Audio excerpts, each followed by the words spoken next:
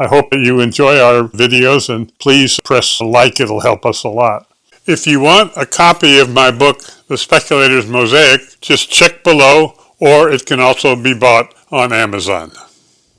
It's important that you all should know I make no claims to be something that what my advice is going to be worth anything. Anyone should do their own work, and I also have had history since 1975, a number of major mistakes as a result of which I've had considerable volatility in my results, and so therefore, once again, do your own work. Well, I did this when silver hit 60, and I'm doing it again now that silver hit 70, and take a drink on top of it.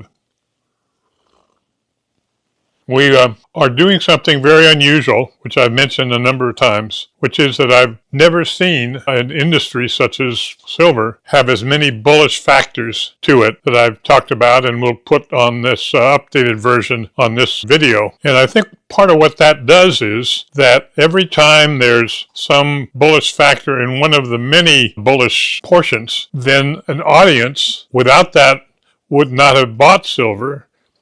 does buy some silver. And I think what you can also see from the chart of the silver price is that you have a situation where when there's so many bullish audiences that can get stimulated to buy more, unlike most bull markets, it makes it very difficult for those who wish the price to go down, who want to short or whatever, to make that happen. And as we've seen, particularly in the last couple of months, anytime there's an effort to break the price of silver, which has been a matter that many of the top banks, such as JP Morgan, have made money literally for decades, it no longer works. We'll also show a little bit of that in the chart of the monthly rise in silver prices, which is accelerating. By accelerating, I mean that the odds of it getting the next $10 from another swig of my smoothie go up. And this, of course, is also right in tune with, I have to say, the great Michael Oliver, whose knowledge of the technical situation for the industries, including silver, has been right on the money. And he currently is pounding the table to say that getting to $100 per ounce is kind of the low end of what he expects by the end of the first quarter, and 200 could be even better. And now some of the other people that I respect, for example, Eric Sprott, is saying he thinks gold-silver ratio, currently around 60, meaning it takes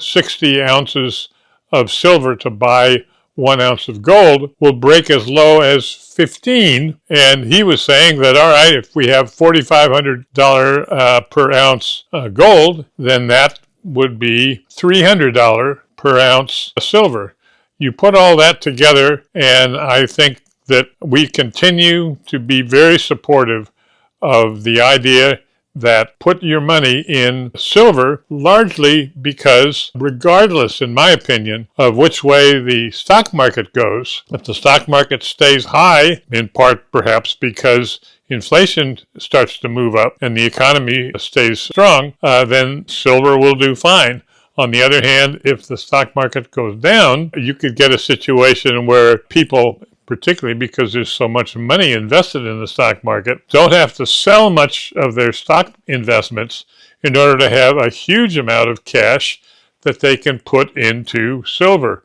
So putting all those factors together, we continue to feel there is no industry that is more attractive than the silver industry, and just how you play that, different people can do different things. And we are very supportive of doing the silver miners and have several of those that we strongly recommend, even though they've already had good moves.